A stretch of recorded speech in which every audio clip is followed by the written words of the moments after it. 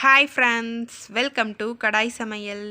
நம்ம இன்றைக்கி எல்லாருக்குமே ரொம்ப பிடிச்ச அண்ட் ரொம்பவே ஹெல்த்தியான ரோட்டு கடை ஸ்டைல்லையே பட்டாணி மசாலா எப்படி செய்கிறது தான் பார்க்க போகிறோம்.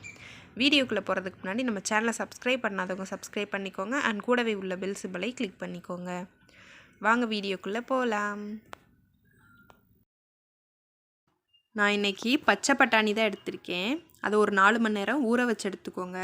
இதை நம்ம குக்கரில் வச்சு ஒரு 5லேருந்து 6 விசில் வரைக்கும் வேக வச்சு எடுத்துக்கலாம். பட்டாணி வேகிறதுக்கு அளவாக தண்ணி ஊற்றிக்கோங்க.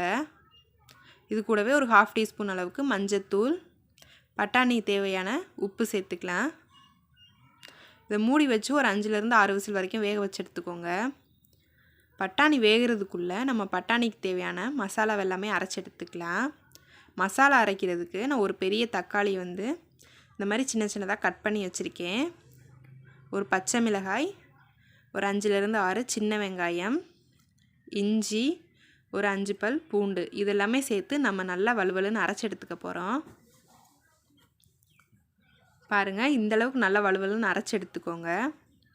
இப்போ நம்ம பட்டாணி மசாலா செய்ய ஆரம்பிச்சிடலாம். கடாய் சூடானதுக்கப்புறமா எண்ணெய் ஊற்றிக்கோங்க. எண்ணெய் காஞ்சதுக்கப்புறமா 2 கிராம்பு சேர்த்துக்கலாம். இது கூடவே ஒரு கொத்து கருவேப்பிலை சேர்த்துக்கோங்க. பொரிஞ்சதுக்கப்புறமா நம்ம அரைச்சி வச்சுருக்க அந்த மசாலா பேஸ்ட்டை இது கூட சேர்த்துக்கலாம். இந்த பேஸ்ட்டை சேர்த்து எண்ணெயிலே கொஞ்சம் நேரம் வதக்கி விட்டுருவோம், அந்த பச்சை ஸ்மெல்லாம் போகிற வரைக்கும். இப்போ நம்ம இது கூட 1 டீஸ்பூன் அளவுக்கு வரமிளகாய் தூள், 1 டீஸ்பூன் அளவுக்கு கரம் மசாலா, இதெல்லாமே சேர்த்து நல்லா வதக்கி விட்டுருவோம். கொஞ்சமாக தண்ணி ஊற்றி அந்த பச்சை ஸ்மெல்லாம் போகிற வரைக்கும் கொதிக்க விடலாம். இது ஒரு 5 நிமிஷத்துக்கு நல்லா கொதிக்கட்டும். பாருங்கள், பட்டாணியும் நல்லா வெந்துருச்சு. இதில் நம்ம ஒரு கரண்டி அளவுக்கு எடுத்து மிக்ஸி ஜாரில் சேர்த்து அரைச்சி எடுத்துக்குவோம்.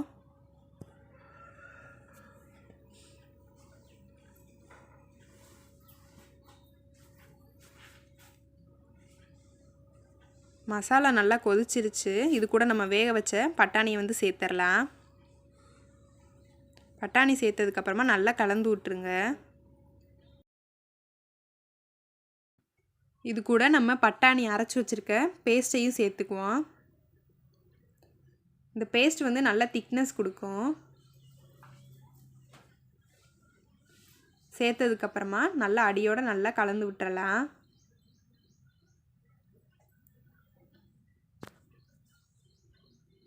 நல்லா கலந்து விட்டாச்சு. இப்போ நம்ம பட்டாணி வேக வச்சு எடுத்துருக்க தண்ணியும் இது கூட சேர்த்துக்குவோம். தண்ணி ஊற்றுனதுக்கப்புறமா நல்லா அடியோடு கலந்து விட்டுக்கோங்க.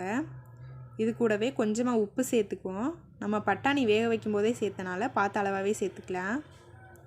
நல்லா ஒரு தடவை கலந்து விட்டு மூடி போட்டு ஒரு 7லேருந்து 8 நிமிஷத்துக்கு வேக வச்சு எடுத்துக்குவோம்.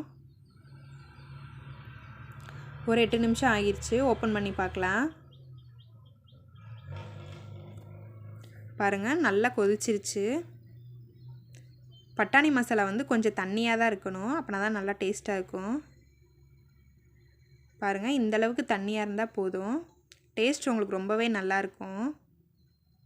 கண்டிப்பாக நீங்களும் இதே மாதிரி ட்ரை பண்ணி பாருங்கள். இப்போ நம்ம சர்வ் பண்ணிக்கலாம். இது கூட சின்னதாக நறுக்கின பெரிய வெங்காயத்தை சேர்த்துக்குவோம்.